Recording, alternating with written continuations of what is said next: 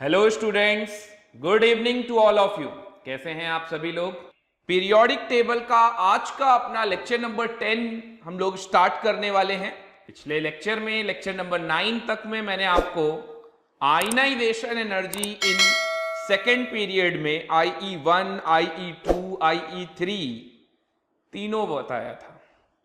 उम्मीद है आप लोगों को सारी बातें समझ में आ गई होंगी। और मैंने आप सभी से थर्ड पीरियड के लिए बोला था बनाने के लिए पूरा। जैसे IE1, IE2 और IE3 का ऑर्डर मैंने सेकेंड पीरियड में आपको समझाया, ठीक उसी तरीके से थर्ड पीरियड के लिए भी IE1, IE2 और IE3 का ऑर्डर आपको बनाने को बोला था। बना लिया होगा, आशा करता हूं, आशा ही कर सकता हूं, है ना। अब आप लोग इतना दूर बैठे हैं और घर से पढ़ रहे हैं, तो ये अब आपकी ईमानदारी है कि आप कितना अच्छे से पढ़ रहे हैं, कितनी ईमानदारी से पढ़ रहे हैं।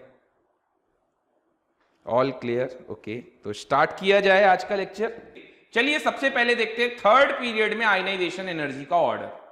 तो थर्ड पीरियड यानी कि sodium, magnesium, aluminium, silicon, phosphorus, sulphur, chlorine और आर्गन, ठीक है, इनका इलेक्ट्रॉनिक कॉन्फ़िगरेशन ऐसे ही करना था। और जैसा IE1, 2, 3 का ऑर्डर सेकेंड पीरियड में था, वैसा ही थर्ड पीरियड में होगा। एक बार जल्दी से कंफर्म कर लीजिए, क्या यही आप लोगों का भी आ रहा है? एक बार जल्दी से सभी लोग कंफर्म करेंगे, क्या यही आंसर मैच हो रहा है आप लोगों का भी? जल्दी बताइए भाई। चलिए आगे बढ़ते हैं। ये क्वेश्चन क्या मैंने होमवर्क में दिया था आपको? देखिए, क्या ये क्वेश्चन मैंने होमवर्क में दिया था? ओके, दिया था अगर ये, तो इसका आंसर क्या होगा? इसका आंसर बताइए,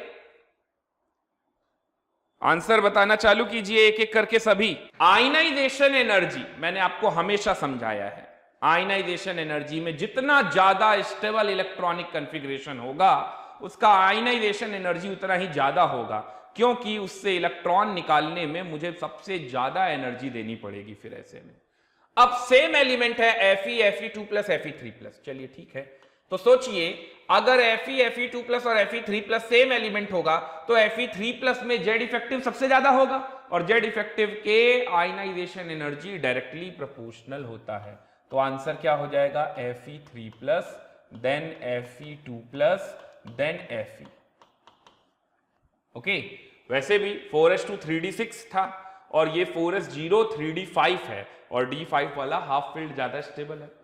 4s0 3d6 है और ये 4s2 3d6 है। ओके, यहां पर आते हैं जैसे जैसे पॉजिटिव, तो सेम एलिमेंट के अंदर तो जैसे जैसे आप पॉजिटिव चार्ज बढ़ाते चले जाएंगे, जेड इफेक्टिव भी बढ़ता चला जाएगा, और उसमें फिर ऑर्डर तो वैसे ही आ जाएगा। यानी यहां पर भी क्या करेंगे? Mn7 plus then Mn6 plus then Mn4 plus, और इसके बाद Mn2 प्लस, और इसके बाद Mn। ये ऑर्डर हो गया। सेकेंड वाले का आंसर ये। मैच करते जाइए, और जिस भी पार्ट में आपको डाउट हो या मैच ना हो रहा हो जरूर बताएं मुझे। अब यहां देखिए एनायन आ गया, तो जब एनायन यानी इलेक्ट्रॉन एंटर कराएंगे तो क्या होगा? इंटर इलेक्ट्रॉनिक रिपल्शन होगा, जिस वजह से शेल श्रिंक नहीं बल्कि स्वेल करेगी, यानी न्यूक्लियस और वैलेंस इलेक्ट्रॉन के बीच की दूरी बढ़ गई। अब ऐसे में मेरे को उस वैलेंस इलेक्ट्रॉन को अगर निकालना है, न्यूक्लियस और वैलेंस इलेक्ट्रॉन के बीच की दूरी बढ़ गई, अब ऐसे में अगर मुझे उस वैलेंस इलेक्ट्रॉन को निकालना है, इसके साथ साथ मुझे यहां पर इलेक्ट्रॉनिक कॉन्फ़िगरेशन को भी चेक करना चाहिए। जैसे मैं N3 माइनस का इलेक्ट्रॉनिक कॉन्फ़िगरेशन चेक करूं, तो ये नोबल गैस कॉन्फ़िगरेशन को अचीव कर चुका है। देखिए यहां पर ध्यान से, N3 minus noble gas configuration achieve कर चुका होगा भाई। 1s2 2s2 2p3 था, और 3 और आ गए, 2p6 हो गया, तो ये सबसे ज्यादा स्टेबल हो गया, और सबसे ज्यादा स्टेबल होने की वजह से N3 माइनस का आयनाइजेशन एनर्जी सबसे ज्यादा होगा। स्टेबल इलेक्ट्रॉनिक कॉन्फ़िगरेशन हमेशा डोमिनेंट होगा। स्टेबल इलेक्ट्रॉनिक कॉन्फ़िगरेशन हमेशा डोमिनेंट होगा, ठीक है। जैसे यहां पर ही देख लीजिए आप Mn और Mn+2 में 4s2 3d5, 4s0 3d5, d5 d5 दोनों में है, तो फिर यहां पर हाफ फिल्ड दोनों में ही आ रहा है, तो +2 वाले से देख लिया। अब जैसे Mn7+ है तो 4s0 और 4s2 3d5 में s से भी इलेक्ट्रॉन चले गए, d से भी चले गए, तो इसका मतलब यहां तो सारे ही चले गए, 3p6 तक है, ये नियरेस्ट नोबल गैस कॉन्फ़िगरेशन है। ओके, चलिए एनायन में बताते जाइए मुझे जल्दी से। N3- ने तो नियरेस्ट नोबल गैस कॉन्फ़िगरेशन को अचीव कर लिया, it is just like neon, है ना। अब ये N2- है तो यहां तो 2p5 हो रहा होगा और यहां वाले पे 2p4 हो रहा होगा, ये 2p5 है, ये 2p4 और ये 2p3 है। तो अब इन तीनों में देखिए आप कौन ज्यादा स्टेबल आपको दिख रहा है, तो ऑब्वियस सी बात है 2p3 वाला, तो N आ गया। N के बाद अब कौन आ जाएगा, N- और N2- में देखिए, N- और N2- में किसमें से इलेक्ट्रॉन निकालना आसान है। आसान का मतलब कम एनर्जी देनी है, डिफिकल्ट का मतलब ज्यादा एनर्जी देनी है। आप लोग आंसर मैच करते जा रहे हो, अरे वाह, गुड, सभी लोग अपने आंसर बताते जा रहे हैं, बहुत अच्छी बात है। N3- सबसे ज्यादा, ये हिमांक ने ये आंसर N2- क्यों लिख रखा है भाई। N3- तो nearest noble gas configuration achieve होने की वजह से मुझे क्या करना है, इलेक्ट्रॉन निकालना है, तो ये सबसे ज्यादा स्टेबल है, तो इसमें से इलेक्ट्रॉन निकालने मुझे सबसे ज्यादा एनर्जी देनी पड़ेगी।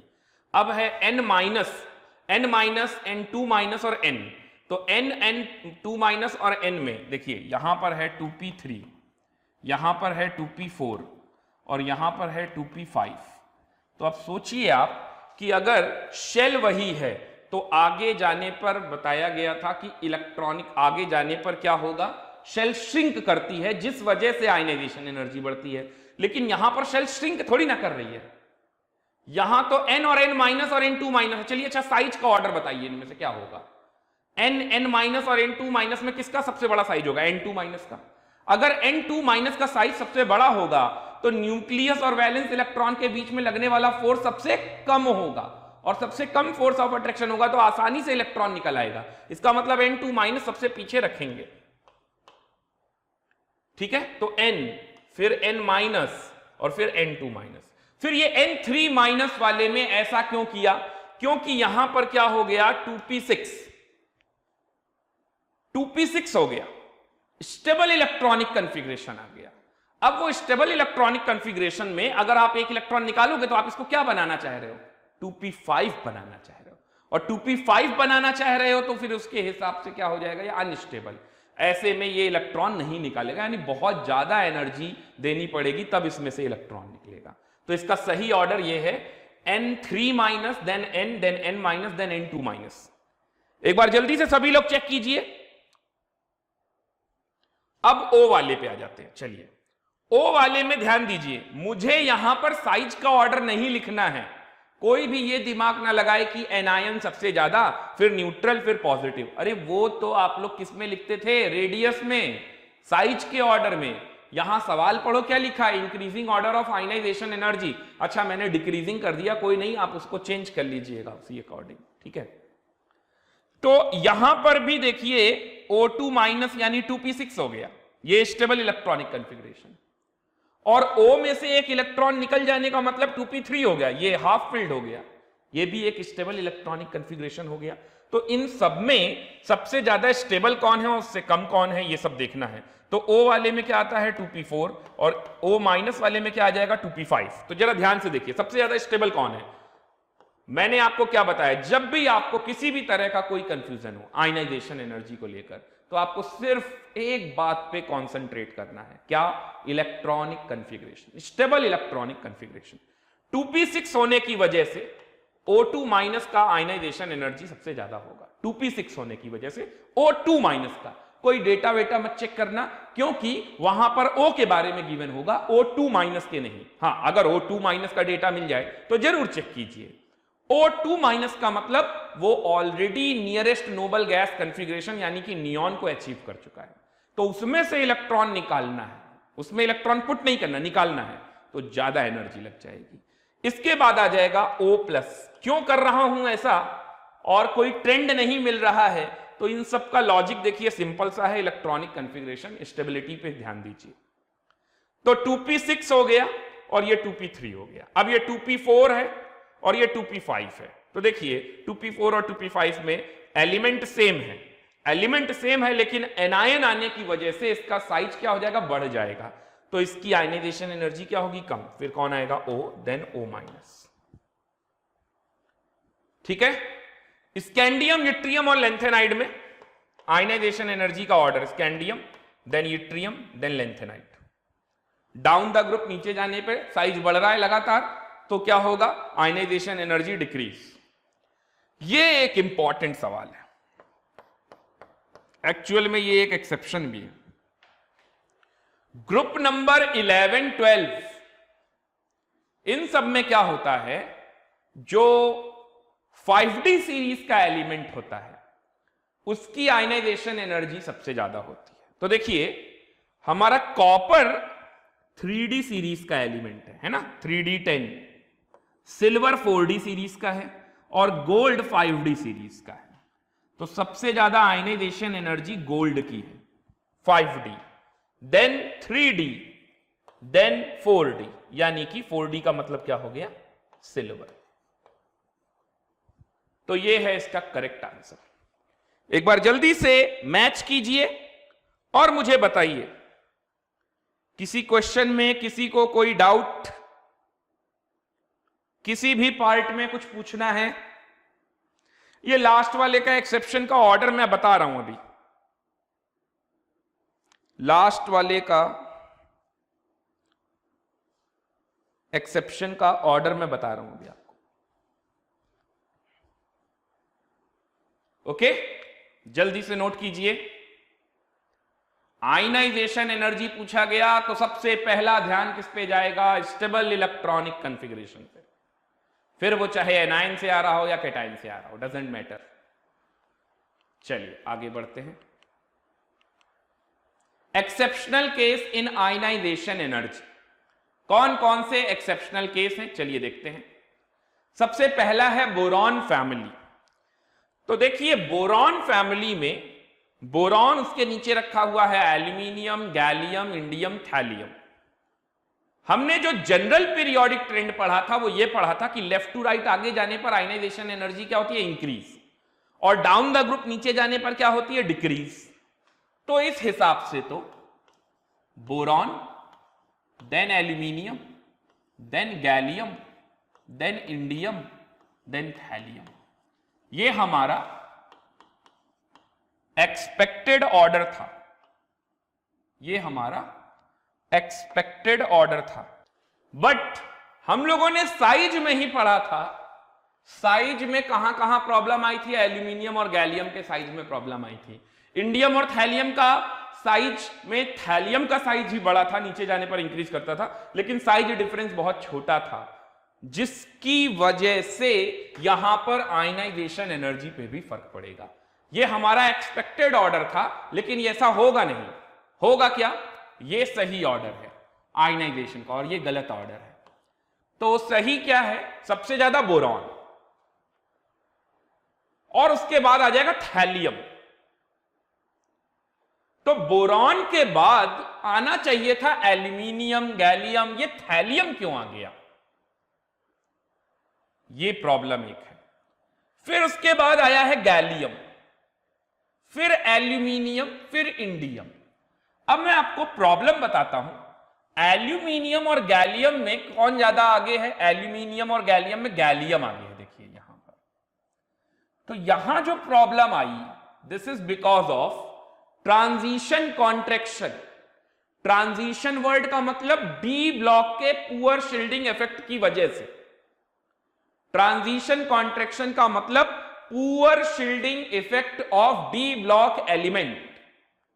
तो यहां पर पुअर शील्डिंग इफेक्ट लगता है एल्यूमिनियम से गैलियम आने पे, क्योंकि इसके बाद, ये थर्ड पीरियड के बाद जब आप गैलियम के आप पास आएंगे तो फोर्थ पीरियड पे आएंगे, तो फोर्थ पीरियड में आपको 3D सीरीज भी मिलेगी डी ब्लॉक की। तो वो भी पार्टिसिपेटिंग होगी इलेक्ट्रॉनिक कॉन्फ़िगरेशन में, तो इसका मतलब वहां पर पुअर शील्डिंग इफेक्ट आएगा, क्योंकि उसमें वैलेंस शेल के साथ साथ पेनल्टी मेड शेल भी पार्टिसिपेट करता है। ये सारी बातें मैं आपको बता चुका हूं। लेंथेनाइट कॉन्ट्रैक्शन क्या होता है, poor shielding effect of D block क्या होता है, एक्टिनाइट कॉन्ट्रैक्शन क्या होता है, तो सिर्फ नाम से ही आपको जल्द से जल्द समझना है ना। तो यहां पर प्रॉब्लम क्यों आई, एल्यूमिनियम और गैलियम में गैलियम की आयनाइजेशन एनर्जी ज्यादा है, एल्यूमिनियम की कम है। This is because of poor shielding effect of D block, या आप लिख सकते हैं ट्रांजिशन कॉन्ट्रैक्शन। तो फिर ऐसा क्या हुआ कि थैलियम की आयनाइजेशन एनर्जी बहुत ज्यादा आ गई ड्यू टू लेंथेनाइड कॉन्ट्रैक्शन। तो यहां लेंथेनाइड कॉन्ट्रैक्शन की वजह से इसकी बहुत ज्यादा आ गई। ठीक है, इसका अगर मैं आपको लर्निंग ट्रिक सिखाऊं तो आप इसको ग्राफ के तरीके से याद रखिए, ग्राफ बना के। वो क्या, अगर मैं आयनाइजेशन एनर्जी और एटॉमिक नंबर जेड के बीच में ग्राफ प्लॉट करूं, तो बोरॉन फैमिली में एक्सेप्शन है और यही इंपॉर्टेंट है, आता भी है, ध्यान रखिएगा। तो बोरॉन फैमिली में आप याद रखिएगा आयनाइजेशन एनर्जी का ऑर्डर W। कैसा W, स्टाइलिश W। देखिए कैसा W, ऐसा, ये W जैसा बनता दिखाई दे रहा है आपको, तो ये स्टाइलिश W, ऐसे बना लीजिए। अब देखिए सबसे ज्यादा किसका है, बोरॉन का। बोरॉन के बाद कौन आया, थैलियम। थैलियम के बाद कौन आ रहा है, गैलियम। गैलियम के बाद कौन आ रहा है, एल्यूमिनियम। अच्छा एक बात और, यहां पर ट्रांजिशन कॉन्ट्रैक्शन होने की वजह से कई किताबों में यह भी लिखा है कि गैलियम और एल्यूमिनियम में डिफरेंस बहुत छोटा होता है, अप्रॉक्सीमेटली इक्वल होता है। तो यह भी आप कह सकते हैं ग्रेटर और अप्रॉक्सीमेटली इक्वल। लेकिन अगर आप बहुत ही फाइन चेक करना चाहते हैं तो मैं यही कहूंगा कि गैलियम का ही आयनाइजेशन एनर्जी ज्यादा होगा एल्यूमिनियम से। ग्रेटर और इक्वल भी लगाया जा सकता है। ठीक है, इसमें एक गैप है, अब उतना छोटा तो मैं नहीं बना सकता था, तो वो बनाने का तरीका यही था ताकि आपको अच्छे से समझा पाऊं, दिखा पाऊं। ठीक है, और सबसे कम आप देखिए किसका आ रहा है आयनाइजेशन एनर्जी, इंडियम का। तो ये जो वैल्यूज हैं ये आयनाइजेशन एनर्जी को मार्क करती हुई वैल्यूज हैं। ठीक है ना, तो ये आप नोट कर लीजिए। क्लियर हुआ, जल्दी से नोट कीजिए। तो ये हमारा पहला एक्सेप्शन था बोरॉन फैमिली को लेकर, और मोस्ट इंपॉर्टेंट है, ये नेक्स्ट ईयर भी आपके काम आएगा, है ना। और जब आप अपने बोर्ड लेवल का एग्जाम दे रहे होंगे, स्कूल लेवल का एग्जाम दे रहे होंगे, तब भी ये आपके काम आएगा। तो ऐसा नहीं है कि ये सिर्फ 11th में काम आएगा, ये 11th में भी काम आएगा, ये 12th में भी काम आएगा। जब कभी भी आयनाइजेशन एनर्जी का जिक्र होगा तो आपसे ऐसे सवाल जरूर पूछे जाएंगे जो एक्सेप्शनल बोले जाते हैं। लेकिन एक्सेप्शन का मतलब देखिए फिर वही चीज नहीं है, आपको अगर रीजनिंग प्रॉपर मालूम है तो फिर सब सही है। क्यों चेंज हुआ, क्यों नहीं हुआ, अगर आपको ये सब बातें पता है तो आपको रटना नहीं। कुल मिला के मेरा कहना का मतलब ये है कि आपको रटना नहीं है। आपको रीजनिंग मालूम है तो बस ठीक है, समझ में आ रहा है क्यों चेंज हो रहा है, क्यों नहीं चेंज हो रहा है। ठीक है, यहां तक क्लियर है। इसका एक शॉर्टकट ट्रिक भी है, वो भी आपको बता देता हूं। 15324, जैसे अगर मैं इस एलिमेंट की तरह जाऊं तो इसको क्या लिख सकता हूं, पहला एलिमेंट, ये दूसरा, ये तीसरा, ये चौथा, ये पांचवा। तो देखिए ऑर्डर क्या होगा, 1 यानी कि बोरॉन, फिर 5 यानी कि थैलियम, फिर उसके बाद गैलियम, गैलियम यानी कि 3, फिर उसके बाद एल्यूमिनियम, एल्यूमिनियम यानी कि 2, और फिर लास्ट में इंडियम, इंडियम यानी कि 4। तो ये बोरॉन, थैलियम, फिर ये गैलियम, फिर ये एल्यूमिनियम, और फिर ये इंडियम। तो ये शॉर्टकट ट्रिक से भी आप याद रख सकते हैं ये बात। 15324। ओके, चलिए एक एक्सेप्शन कार्बन फैमिली में भी है तो उसको भी जरा पढ़ लेते हैं। नेक्स्ट हेडिंग डालेंगे कार्बन फैमिली। तो कार्बन फैमिली में क्या एक्सेप्शन है जरा देखिए। कार्बन फैमिली में भी हम क्या सोचते हैं, कार्बन, फिर सिलिकॉन, फिर जर्मेनियम, फिर टिन और फिर लेड। सिर्फ यहां पर चेंज होता है टिन और लेड में, क्योंकि टिन और लेड में भी वही प्रॉब्लम आ रही है, लेंथेनाइड कॉन्ट्रैक्शन। तो लेंथेनाइड कॉन्ट्रैक्शन की वजह से यहां पर लेड की आयनाइजेशन एनर्जी ज्यादा होती है।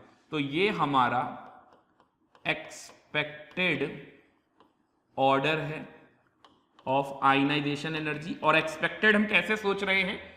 जनरल पीरियोडिक ट्रेंड से। लेकिन सही ऑर्डर क्या है? सही ऑर्डर ये है, सबसे ज्यादा carbon, then silicon, then germanium. Tin और लेड में याद रखिएगा, लेड का ज्यादा होगा, टिन का कम होगा, ठीक है। And this is because of due to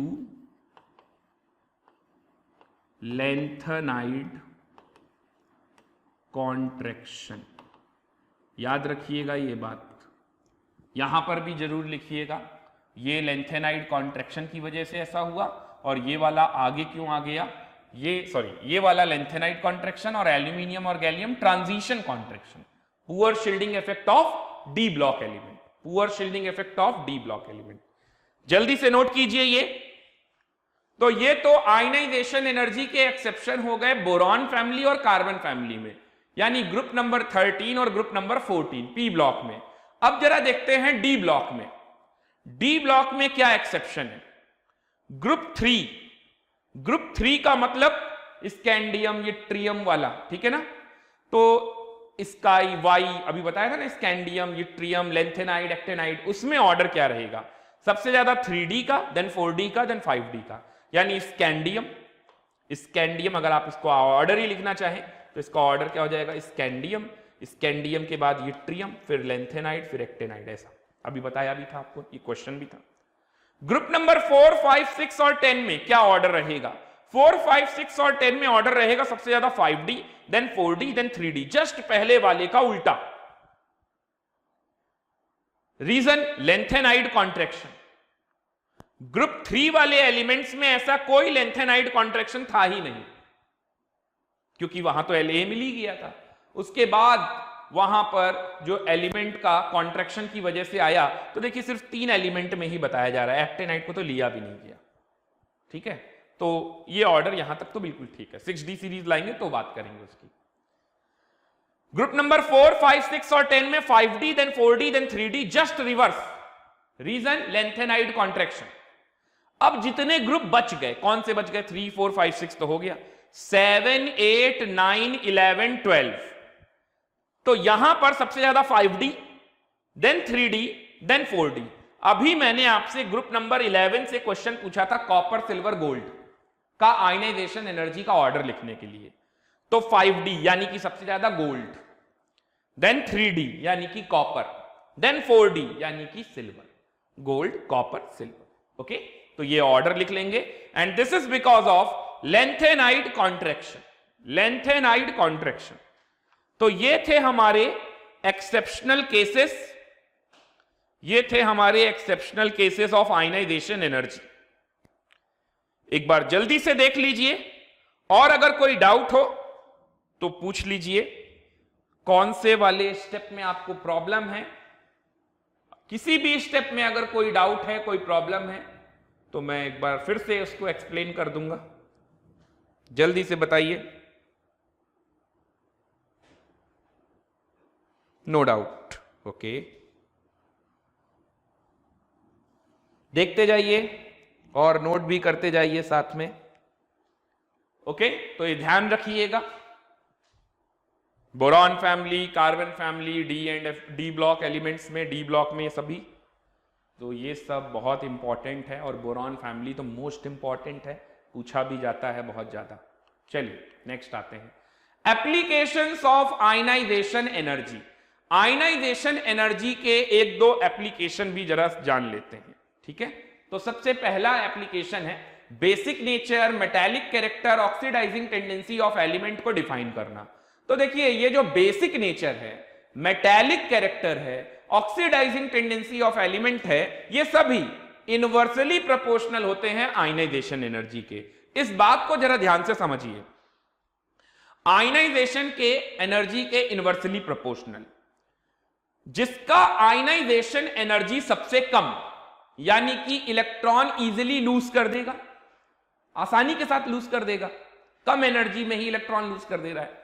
तो जिसका आयनाइजेशन एनर्जी सबसे कम, वो इलेक्ट्रॉन इजिली लूज कर रहा है। और सोचिए अगर एलिमेंट इलेक्ट्रॉन इजिली लूज कर दे रहा है तो ऐसे एलिमेंट का नेचर कैसा होगा? Basic, metallic. बेसिक कैसे होगा? उसका ऑक्साइड या हाइड्रो ऑक्साइड का नेचर हमेशा कैसा होगा? बेसिक, जैसे मेटल्स में होता है। उस एलिमेंट का नेचर कैसा होगा? मेटेलिक कैरेक्टर शो करेगा, क्योंकि वो आसानी के साथ इलेक्ट्रॉन लूज कर दे रहा है। ऑक्सीडाइजिंग टेंडेंसी, ऑक्सीडाइजिंग टेंडेंसी का मतलब हो गया इलेक्ट्रॉन का लूज होना, यही तो ऑक्सीडेशन है। तो इसका मतलब अगर किसी का आयनाइजेशन एनर्जी कम है तो वो इलेक्ट्रॉन इजिली लूज कर दे रहा है, तो लोअर चार्ज से हायर चार्ज में जल्दी पहुंच जा रहा है। इसका मतलब उसकी ऑक्सीडाइजिंग टेंडेंसी बहुत ही हाई है, वो बहुत जल्दी ऑक्सीडाइज हो जाता है। ठीक है, और खुद ऑक्सीडाइज हो रहा है तो दूसरे को क्या करेगा? रिड्यूस, यानी कि वो ऑक्सीडाइजिंग टेंडेंसी उसकी अच्छी है और उसका नेचर कैसा होगा? रिड्यूसिंग। उसका रिड्यूसिंग नेचर होगा, दूसरे को रिड्यूस करेगा, खुद ऑक्सीडाइज हो रहा है। जैसा मेटल्स में यही होता है। अगर आप लोगों ने रिएक्टिविटी सीरीज का नाम सुना हो, इलेक्ट्रोकेमिकल सीरीज का नाम सुना हो, तो मेटल्स इजीली ऑक्सीडाइज हो जाते हैं। तो खुद ऑक्सीडाइज हो गए तो दूसरे को क्या करेंगे? रिड्यूस, है ना। अभी जब वो आएगा रेडॉक्स वाला पार्ट, इलेक्ट्रोकेमिकल सीरीज वाला पार्ट, तो बताऊंगा उसको ज्यादा डिटेल में। तो आपको 12th क्लास में समझ में आएगा, इलेक्ट्रोकेमिस्ट्री में तो पूरा चैप्टर ही इसी पर है। चलिए अब इसके बारे में और समझते हैं।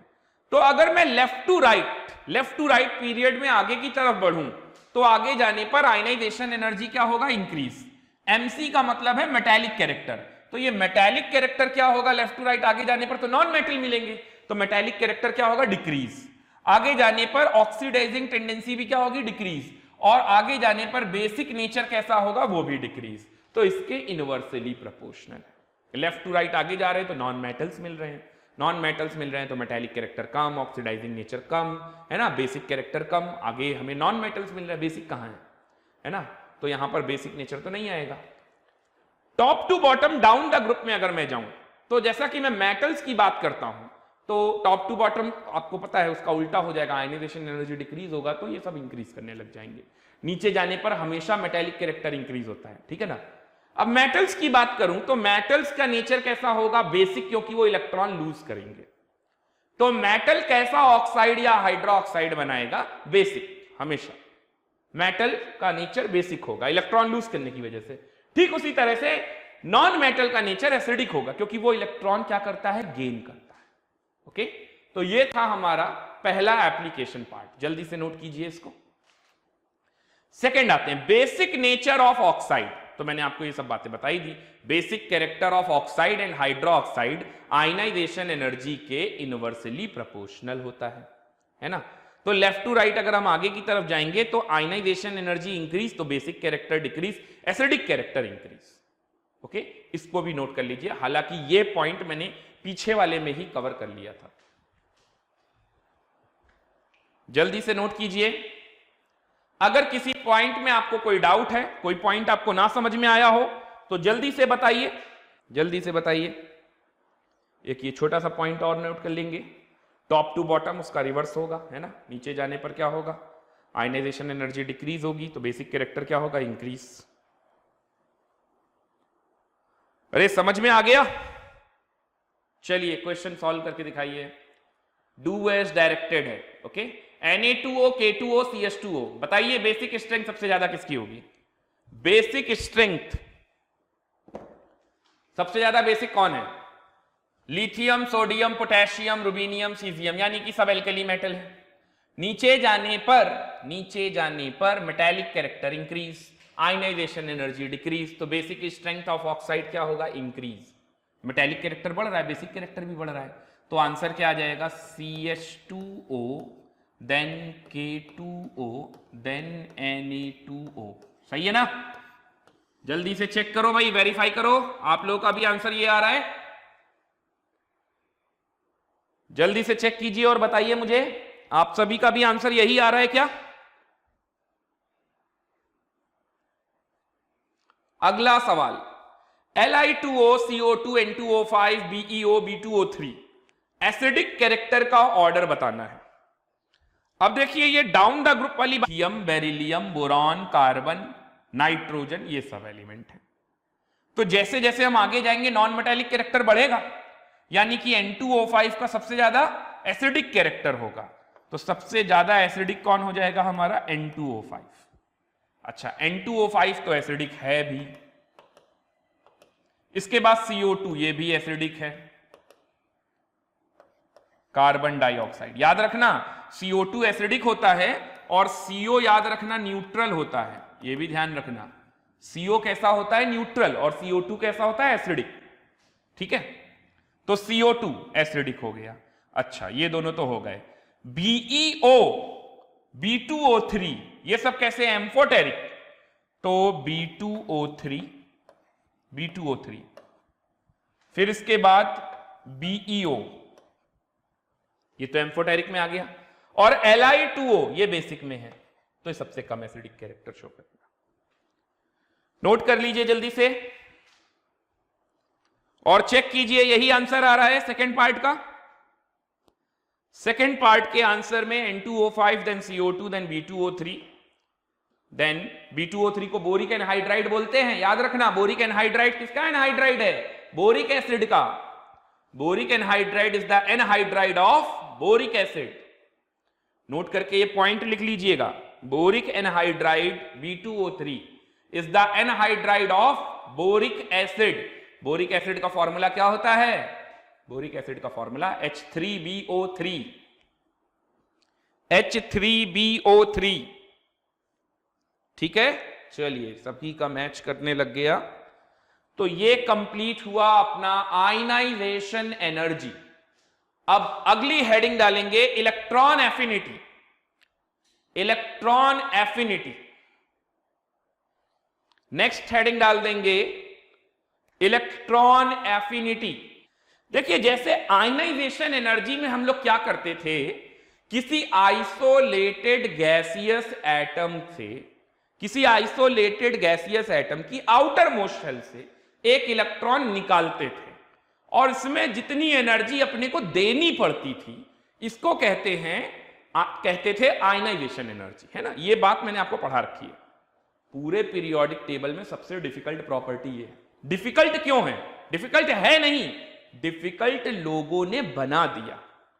डिफिकल्ट किताब छापने वालों लोगों ने बना दिया। तो ये डिफिकल्ट है नहीं इलेक्ट्रॉन एफिनिटी, इसको बनाया गया है डिफिकल्ट।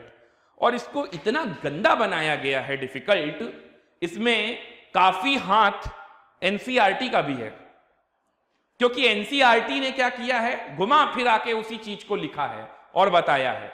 यानी स्टूडेंट अगर एक बार एनसीईआरटी पढ़े इलेक्ट्रॉन एफिनिटी के बारे में, है ना, तो वो कंफ्यूज हो जाए, यही नहीं समझ पाएगा कि इंक्रीज के बारे में बता रहा है कि डिक्रीज के बारे में बता रहा है, नेगेटिव साइन के लिए बता रहा है कि पॉजिटिव साइन के लिए बता रहा है। ऐसा अगर आप लोगों ने पीरियोडिक टेबल में इलेक्ट्रॉन एफिनिटी एनसीईआरटी से पढ़ा होगा तो आप लोगों ने ये दिक्कत महसूस भी की होगी।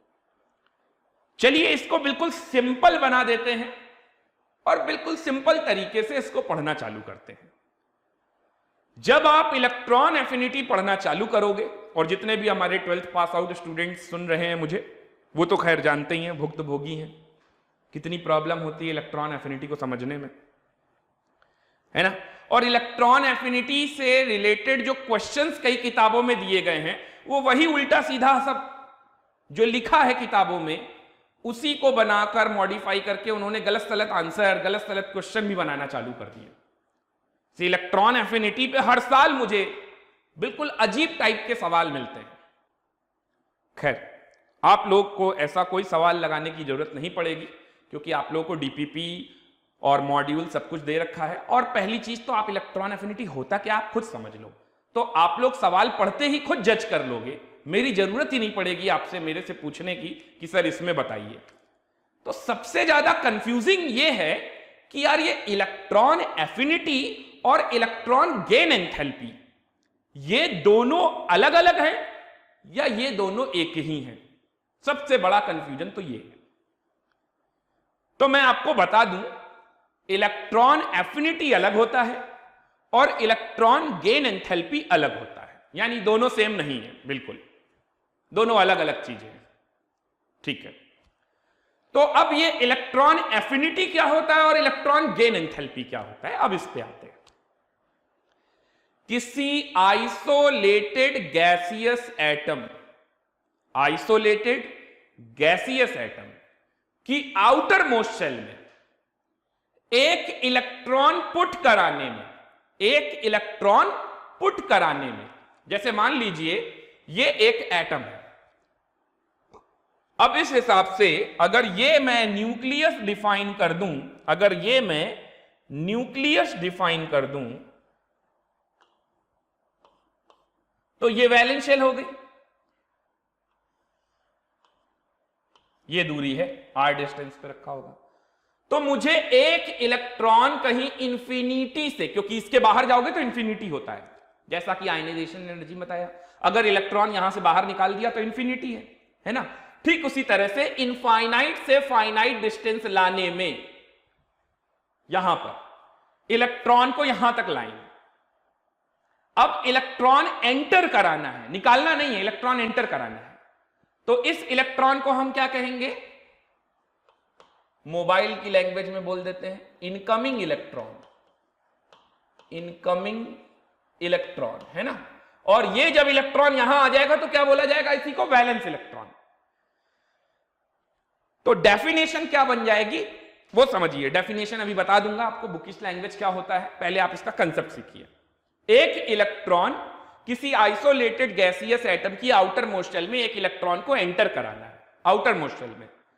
इस प्रोसेस में जो भी एनर्जी रिलीज होती है, इस प्रोसेस में जो भी एनर्जी रिलीज होती है उसी को बोलते हैं इलेक्ट्रॉन एफिनिटी। ये एनर्जी रिलीज क्यों होती है, बिल्कुल सही, ये एनर्जी रिलीज क्यों होती है, ये डाउट आना चाहिए सबके माइंड में। देखिए, जब मैं इस इलेक्ट्रॉन को इस वैलेंस शेल में लाके रखूंगा तो ये न्यूक्लियस और वैलेंस इलेक्ट्रॉन के बीच में क्या लगेगा, फोर्स ऑफ अट्रैक्शन। और ये फोर्स ऑफ अट्रैक्शन की वजह से एनर्जी क्या होगी, रिलीज होगी। ठीक है। तो आयनाइजेशन एनर्जी में क्या होता था, आयनाइजेशन एनर्जी में इलेक्ट्रॉन निकालने के लिए हम एनर्जी देते थे सिस्टम को, तो वो पॉजिटिव में गिनी जाती थी। और अब की बार यहां पर इलेक्ट्रॉन वैलेंस शेल में रखने पर एनर्जी रिलीज हो रही है, यानी सिस्टम एनर्जी रिलीज कर रहा है। तो सिर्फ एनर्जी रिलीज की वजह से यहां पर साइन क्या लग गया, नेगेटिव। मैथ मत लगाना, साइंस लगाना, सिर्फ मैथ लगाओगे तो गड़बड़ हो जाएगा। तो एनर्जी जो रिलीज हो रही है इसलिए नेगेटिव साइन का यूज कर रहे हैं। तो वही रिलीज्ड अमाउंट ऑफ एनर्जी, अब आप मैग्नीट्यूड पे बात कीजिए, तो मैग्नीट्यूड पे अगर आप बात करेंगे वो रिलीज्ड अमाउंट ऑफ एनर्जी को ही हम क्या कहते हैं, इलेक्ट्रॉन एफिनिटी। अच्छा चलो, ये बात तो समझ में आ गई। अब इलेक्ट्रॉन गेन एंथैल्पी क्या होता है, तो इलेक्ट्रॉन गेन एंथैल्पी क्या होता है उसको समझिए। इस पूरे प्रोसेस में जो नेट हीट एनर्जी चेंज है, थोड़ा थर्मो की पॉइंट ऑफ व्यू से बात करनी पड़ेगी। इस पूरे प्रोसेस में जो नेट एंथैल्पी चेंज है, जो नेट हीट एक्सचेंज है, उसको बोलते हैं इलेक्ट्रॉन गेन एंथैल्पी। अभी आपको लग रहा होगा कि वो दोनों तो सेम ही होगा, क्योंकि जो एनर्जी रिलीज हो रही होगी वही इलेक्ट्रॉन गेन एंथैल्पी होगा। देखिए, आप सोचिए कि जब मैं इस इलेक्ट्रॉन को यहां रखूंगा तो इस शेल में रहने वाले इसका वेलकम तो करेंगे नहीं, क्योंकि सेम चार्ज हो इलेक्ट्रॉन का, तो वो क्या करेंगे, रिपल करेंगे। वो नहीं चाहते कि इलेक्ट्रॉन आए, तो इंटर इलेक्ट्रॉनिक रिपल्शन हो रहा है। और ये न्यूक्लियस उसके साथ फोर्स ऑफ अट्रैक्शन शो करेगा, जिससे एनर्जी रिलीज हो रही है। अब आपको कुछ बातें समझ में आ रही होंगी। तो जो न्यूक्लियस और वैलेंस इलेक्ट्रॉन, जो इनकमिंग इलेक्ट्रॉन बन गया वैलेंस इलेक्ट्रॉन, उनके बीच जो फोर्स ऑफ अट्रैक्शन लग रहा है, उससे जो एनर्जी रिलीज हो रही है, उस रिलीज्ड अमाउंट ऑफ एनर्जी को क्या बोलेंगे, इलेक्ट्रॉन एफिनिटी। ठीक है। लेकिन वो जो रिलीज्ड अमाउंट ऑफ एनर्जी है, लेट कर लेते हैं x है, तो ये -x हो गया, है ना। अब इलेक्ट्रॉन इलेक्ट्रॉन से लड़ने में कितना एनर्जी लग रहा होगा, इन सबका जब टोटल करेंगे एल्जेब्रिक सम, तो वो हीट एक्सचेंज कहलाएगा इलेक्ट्रॉन गेन एंथैल्पी। यानी इलेक्ट्रॉन गेन एंथैल्पी क्या है? Net heat exchange during the process. और इलेक्ट्रॉन एफिनिटी क्या है? इलेक्ट्रॉन एफिनिटी का मतलब है इलेक्ट्रॉन, वैलेंस इलेक्ट्रॉन और न्यूक्लियस के बीच में फोर्स ऑफ अट्रैक्शन की वजह से जो एनर्जी रिलीज हुई, that released amount of energy is called electron affinity. समझ में आ रहा है आप सभी को? कोई भी कंफ्यूजन हो, किसी भी तरीके का कोई डाउट हो तो तुरंत पूछना। मैं नहीं चाहता कि आप घर पर जाएं, घर पे तो आप खैर हैं ही, घर पर जब आप दोबारा रीडिंग लगाएं, इन टॉपिक को फिर से पढ़ें, तो आपको कोई कंफ्यूजन हो और वो कंफ्यूजन का सामना करना पड़े जो एनसीईआरटी में और बाकी किताबों में आपको कंफ्यूज किया जा रहा है। ऐसा कोई कंफ्यूजन मैं नहीं चाहता। तो आपको जो भी डाउट हो आप अभी पूछिए, है ना। और अगर अभी नहीं पूछ पाते हैं तो अगली क्लास में जरूर पूछ लीजिएगा, उसके बाद नहीं होना चाहिए, अदरवाइज वो डाउट ही बना चला जाएगा। तो सिंपल सा फंडा है कि जो एनर्जी रिलीज होगी। अब देखिए प्रॉब्लम एक और है, किसी भी किताब में मैं जो आपको बोल रहा हूं ना, ये आपको प्रूफ करके दिखाऊंगा। आप अपनी एनसीईआरटी वाली बुक ओपन करो और देखो, इलेक्ट्रॉन एफिनिटी में किसी भी किताब में इलेक्ट्रॉन एफिनिटी की वैल्यू कहीं नहीं लिखी है, कहीं नहीं लिखी है। तो क्या लिखी है? इलेक्ट्रॉन गेन एंथैल्पी की वैल्यू लिखी है। यानी हम कैलकुलेट क्या कर सकते हैं? Electron gain enthalpy. ये फंडा थोड़ा थर्मोडायनेमिक्स का है। किसी भी प्रोसेस में कोई पर्टिकुलर हीट एनर्जी को हम कैलकुलेट नहीं कर सकते। हम क्या कैलकुलेट कर सकते हैं? Only the change can be calculated. तो net heat exchange can be calculated. इसीलिए इलेक्ट्रॉन एफिनिटी समझाने के लिए हर किताब वाले, जितने भी स्टैंडर्ड बुक वाले हैं, इवन एनसीईआरटी भी इलेक्ट्रॉन गेन एंथैल्पी का डेटा अपने को लिखकर बताता है और उससे अपने को समझना होता है। तो अगर इलेक्ट्रॉन गेन एंथैल्पी यानी कि डेल्टा एच ईजी की वैल्यू मुझे नेगेटिव दिखाई दे रही है, इसका मतलब सब कुछ ठीक है, यानी एनर्जी क्या हो रही है? रिलीज। वो नेगेटिव क्यों आ रहा है? एनर्जी रिलीज होने की वजह से। लेकिन अगर कहीं पर इलेक्ट्रॉन गेन एंथैल्पी की वैल्यू पॉजिटिव आ रही है, तो इस बात को समझने की जरूरत है। इलेक्ट्रॉन गेन एंथैल्पी की वैल्यू पॉजिटिव आने का क्या मतलब है? इसका क्या सिग्निफिकेंस है? क्या इलेक्ट्रॉन एफिनिटी में इस बार एनर्जी रिलीज की जगह एब्जॉर्ब हुई? नहीं। पहली बात तो अगर आप कहीं पर यह लिख रहे हैं कि इलेक्ट्रॉन गेन एंथैल्पी पॉजिटिव है, कई लोग इवन स्कूल टीचर भी खूब ऐसा करते हैं, इलेक्ट्रॉन एफिनिटी को पॉजिटिव कर देते हैं। अभी स्कूल खुल जाने तो देखना आपका भेजा कैसे पकाएंगे। सवाल पूछेंगे इलेक्ट्रॉन एफिनिटी पॉजिटिव क्यों होती है, ऐसा बेवकूफों वाला सवाल पूछते हैं। और अच्छे अच्छे टीचर्स, अच्छे स्कूल के टीचर्स भी ये सब फालतू के सवाल पूछते हैं।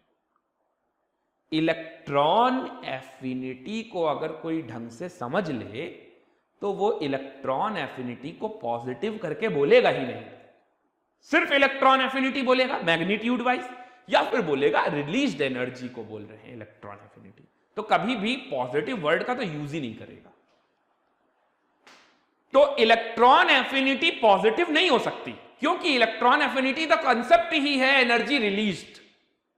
इस बात को आप ध्यान से समझिए। तो ये जो पॉजिटिव पॉजिटिव लोग चिल्लाते हैं, ये क्या होता है? इलेक्ट्रॉन गेन एंथैल्पी होता है।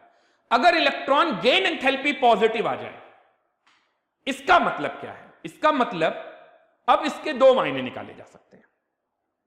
या तो इलेक्ट्रॉन एफिनिटी जीरो हो गई, इलेक्ट्रॉन एफिनिटी जीरो के करीबन हो गई, tending towards zero, limit tending towards zero.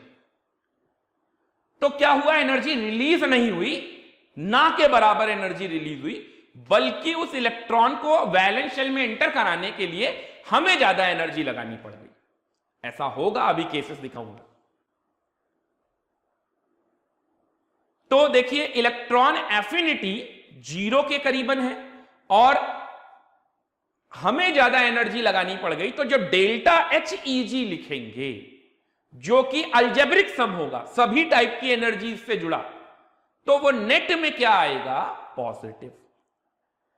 दूसरा एक तरीका और हो सकता है इलेक्ट्रॉन गेन एंथैल्पी पॉजिटिव लाने का।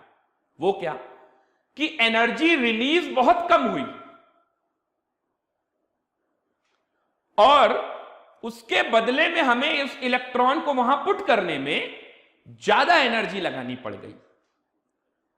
तो एनर्जी लगानी ज्यादा पड़ गई यानी कि पॉजिटिव में ज्यादा देनी पड़ गई, और जब वो इलेक्ट्रॉन वैलेंस शेल में पहुंच गया तो एनर्जी बहुत कम रिलीज हुई। ऐसे समझ लीजिए कि मैंने 100 जूल एनर्जी खर्च कर दी एक इलेक्ट्रॉन को वैलेंस शेल तक पहुंचाने में, और बदले में जब वो इलेक्ट्रॉन वैलेंस शेल में पहुंच गया तो ये न्यूक्लियस और उस वैलेंस इलेक्ट्रॉन के बीच में फोर्स ऑफ अट्रैक्शन लगा, तो उससे एनर्जी रिलीज हुई कितनी? 20 जूल। तो माइनस का 20 और मेरा प्लस का 100, नेट डेल्टा H रिजल्टेंट क्या बना? प्लस का 80। तो ये जो प्लस का 80 है वो क्या इलेक्ट्रॉन एफिनिटी है? कभी नहीं, वो प्लस का 80 इलेक्ट्रॉन गेन एंथैल्पी।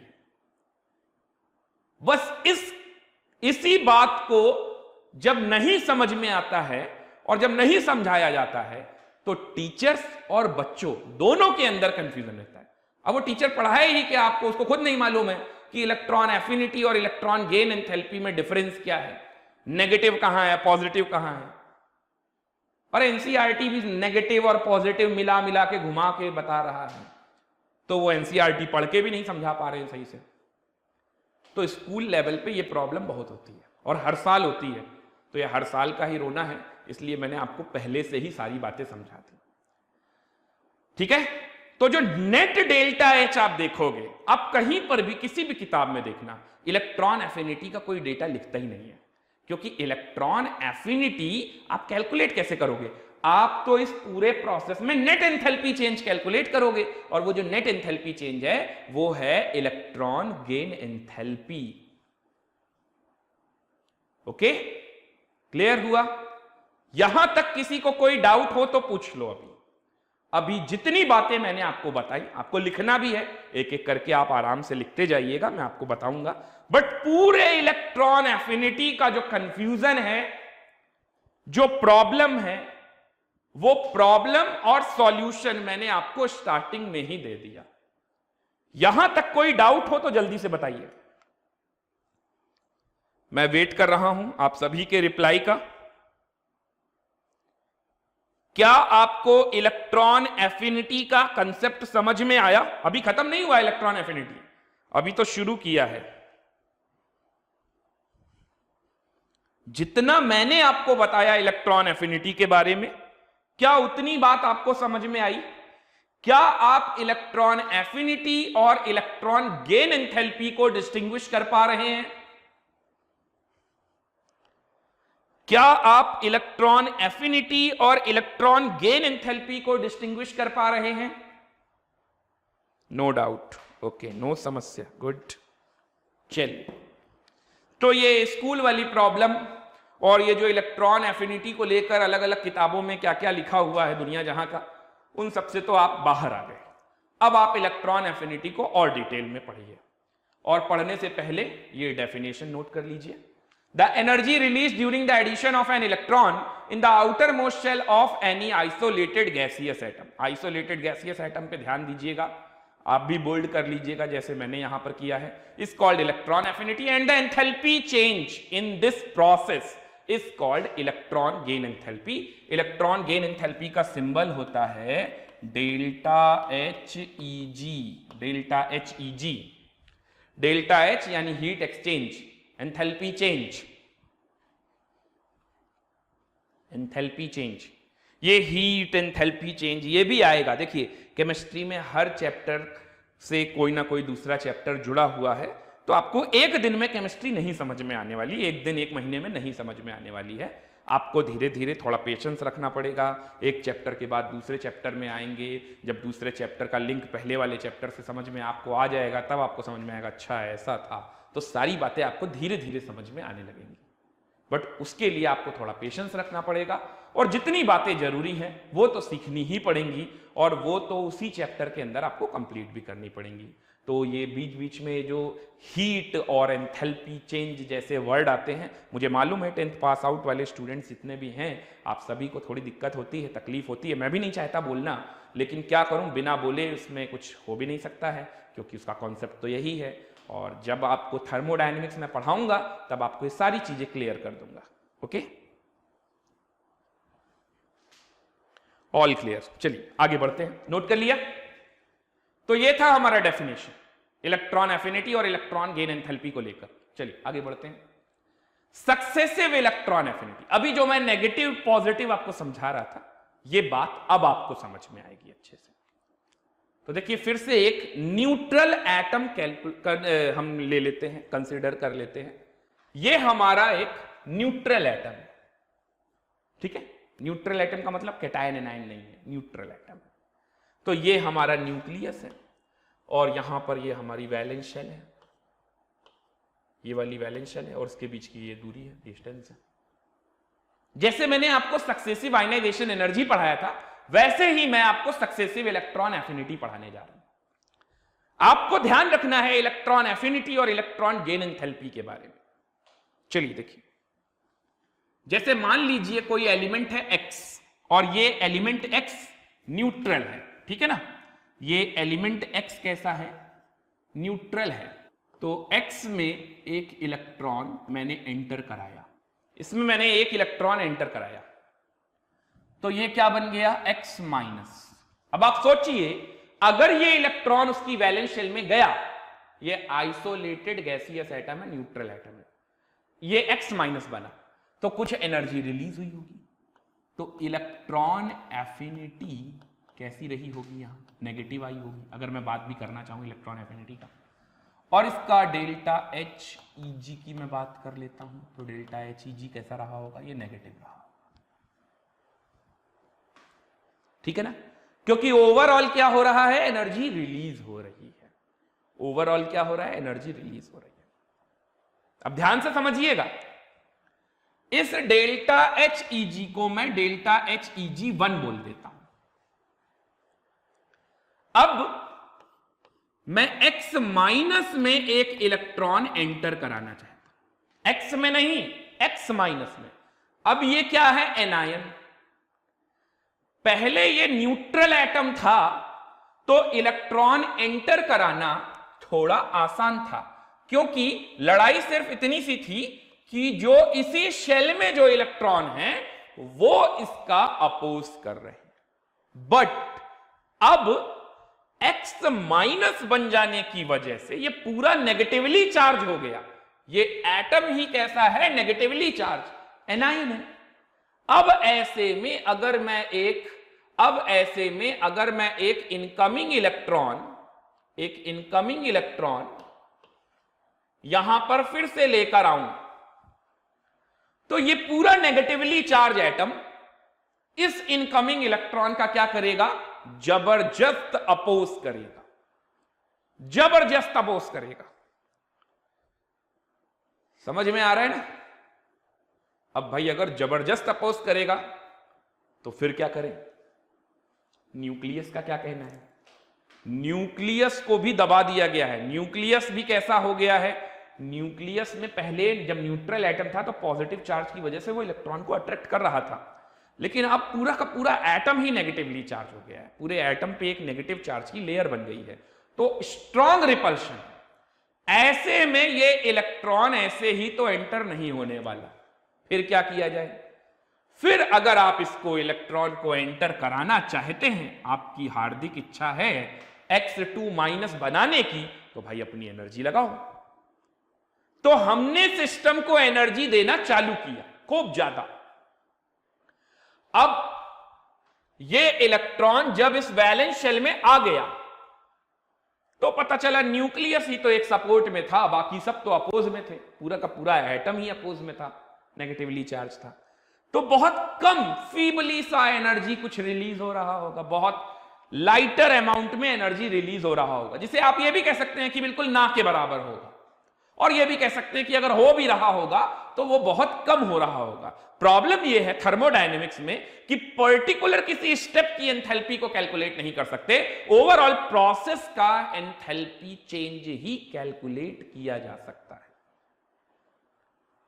इसलिए मैं इस बात पे फिक्स नहीं हो पा रहा हूं कि वो जो एनर्जी रिलीज हो रही होगी वो नहीं हो रही है, जीरो है, या कुछ ना कुछ हो रही है। तो देखिए एक बात तो तय है कि जब इसका नेट एंथैल्पी चेंज मैं निकालूंगा, यानी कि डेल्टा एच Eg2 निकालूंगा, तो वो डेल्टा एच Eg2 कैसा आने वाला है? पॉजिटिव। वो डेल्टा एच Eg2 कैसा आने वाला है? पॉजिटिव। अब यहां पर इलेक्ट्रॉन एफिनिटी की कोई गारंटी नहीं कि वो मैं वैल्यू लिखूं या बिल्कुल ऑलमोस्ट नेग्लिजिबल लिखूं, जीरो के करीबन लिखूं, क्या लिखूं। अब इसी में कई लोग क्या करते हैं, तो इलेक्ट्रॉन एफिनिटी की अगर हम बात करें तो इलेक्ट्रॉन एफिनिटी 1 2 3 में सिर्फ मैग्नीट्यूड वाइज हम बात कर सकते हैं कि सबसे पहले स्टेप में इलेक्ट्रॉन एफिनिटी सबसे ज्यादा थी मैग्नीट्यूड वाइज, कि ज्यादा एनर्जी रिलीज हुई है ना। सेकेंड स्टेप में क्या हुआ? इलेक्ट्रॉन एफिनिटी की वैल्यू कम हो गई, मैग्नीट्यूड वाइज कम एनर्जी रिलीज हुई, और थर्ड वाले में सबसे कम रिलीज हुई। अदरवाइज बिल्कुल परफेक्ट अगर बात करनी है तो वो ये है डेल्टा एच Eg1 2 3 का ऑर्डर। डेल्टा एच Eg1 में काफी ज्यादा एनर्जी रिलीज हुई, डेल्टा एच Eg2 कैसा बन गया? पॉजिटिव बन गया, क्योंकि आपको एनायन में एक इलेक्ट्रॉन एंटर कराने में स्ट्रॉन्ग इंटर इलेक्ट्रॉनिक रिपल्शन है। पूरा नेगेटिवली चार्ज एटम ही आपका रिपल कर रहा होगा इनकमिंग इलेक्ट्रॉन को। पहले ऐसा नहीं था, पहले न्यूट्रल एटम था। और अब की बार थर्ड वाले स्टेप की अगर मैं बात करूं तो x2 माइनस में जब फिर से एक इलेक्ट्रॉन एंटर कराएंगे तो x3 माइनस बनाने में हालत खराब हो जाएगी, क्योंकि x2 माइनस तो बहुत ज्यादा हाई रिपल्शन शो करेगा, x माइनस से भी ज्यादा हाई रिपल्शन शो करेगा। तो ऐसे में इलेक्ट्रॉन एंटर कराने में हमें ज्यादा एनर्जी देनी पड़ेगी, और जब वो इलेक्ट्रॉन एंटर कर जाएगा तो एनर्जी रिलीज बहुत कम होगी, ना के बराबर एनर्जी रिलीज होगी। तो डेल्टा एच Eg1 2 और 3 में मैंने साइन को लेते हुए पूरा ऑर्डर लिखा है, डेल्टा एच Eg1 से बड़ा डेल्टा एच Eg2 से बड़ा delta H Eg3, highly positive. क्या यहां तक किसी को कोई डाउट, कोई दिक्कत? एक बार जल्दी से देखिए और बताइए मुझे। अब आपको मेरे ख्याल से ज्यादा बेटर क्लियर हो रहा होगा इलेक्ट्रॉन एफिनिटी और इलेक्ट्रॉन गेन एंथैल्पी में क्या होता है ना। अब मैं आपको बात बताता हूं, जो मैं कह रहा था कि electron affinity tending towards zero भी जा सकता है। वो कैसे? देखिए, सोचिए, अगर कोई सिस्टम बहुत ज्यादा स्टेबल है, यानी कि नोबल गैस कॉन्फ़िगरेशन, तो वो सिस्टम बहुत ज्यादा स्टेबल अगर होगा, ऐसे में अगर आप इलेक्ट्रॉन पुट करेंगे तो क्या एनर्जी रिलीज होगी? सोचिए, क्योंकि इलेक्ट्रॉन पुट करने में क्या होगा, उसको एक नई शेल बनानी पड़ेगी, उसमें वो इलेक्ट्रॉन रहेगा। उससे क्या होगा? उसका स्टेबल इलेक्ट्रॉनिक कॉन्फ़िगरेशन आप खराब कर दे रहे हो। वो स्टेबल से कैसा हो जा रहा है? अनस्टेबल। क्या इस बात को वो एटम, वो सिस्टम सपोर्ट करेगा? कभी नहीं करेगा। यानी अगर मैं सोचूं कि यार नियॉन में इलेक्ट्रॉन एंटर करके देखते हैं, इलेक्ट्रॉन एफिनिटी की बात करते हैं, तो क्या एनर्जी रिलीज होगी? नहीं होगी। पहली बात तो एनर्जी रिलीज होगी या नहीं होगी ये आप कैलकुलेट नहीं कर सकते। और नेट में जो होगा वो ये होगा कि net enthalpy change is positive, highly positive. अब आप लोग आज एनसीईआरटी में ये बात को चेक करना कि जो जो स्टेबल सिस्टम है, यानी कि नाइट्रोजन फैमिली वाले एलिमेंट हाफ फिल्ड होते हैं ना, ठीक है, और नोबल गैस, इन सबका क्या इलेक्ट्रॉन एफिनिटी दिया हुआ है? कहीं नहीं दिया हुआ है। इन सबका इलेक्ट्रॉन गेन एंथैल्पी पॉजिटिव में लिखा होगा। आप लोग देखिएगा, ये चेक कीजिएगा, इन सबका इलेक्ट्रॉन गेन एंथैल्पी कैसा होगा? पॉजिटिव। क्यों? क्योंकि ये ऑलरेडी स्टेबल सिस्टम है, और स्टेबल सिस्टम में इलेक्ट्रॉन अगर आप पुट कराएंगे, एंटर कराएंगे, तो आपको एनर्जी देनी पड़ेगी। एनर्जी बदले में रिलीज क्या होगी? बहुत कम, ना के बराबर। यही डिफरेंस है इलेक्ट्रॉन एफिनिटी और गेन एंथैल्पी में। ओके, ये क्वेश्चन दे रहा हूं मैं आपको होमवर्क में आज के, आपको इसका सॉल्यूशन मुझे बताना है। बहुत सिंपल सा छोटा सा सवाल है, वैसे तो मैं क्लास में ही कराता बट काफी टाइम हो गया है, अब यहां पर ही छोड़ देते हैं, अदरवाइज आप लोग है ना मन ही मन मेरे से गुस्सा हो जाओगे कि यार इतना ज्यादा पढ़ा देते हैं, वैसे भी डेली डेली पढ़ाते हैं ज्यादा, तो आपकी भावनाओं की कद्र करते हुए आज का लेक्चर यहीं पे बंद करते हैं, आज का लेक्चर यहीं पे फिनिश करते हैं। ये होमवर्क आपको दिया है, ये क्वेश्चन अगले टर्न पे आप सभी लोग मुझे इसका आंसर बताएंगे। बहुत सिंपल सा सवाल है, उसी को लेकर है, इलेक्ट्रॉन एफिनिटी को लेकर है ना। और यहां पर जो EA का जो ये वैल्यू दिया हुआ है, आप इसको डेल्टा HEG भी मान सकते हैं, और इसको डेल्टा HEG मानते हुए अगर आप सॉल्व करेंगे तो ज्यादा बेटर होगा। ठीक है, समझ में आ रहा है सभी को? इसको डेल्टा HEG मानते हुए सॉल्व करना है। तो आज का लेक्चर हम यहीं पे फिनिश करते हैं, तब तक के लिए गुड नाइट, शुभ रात्रि, शब्बा खैर, bye bye to all of you.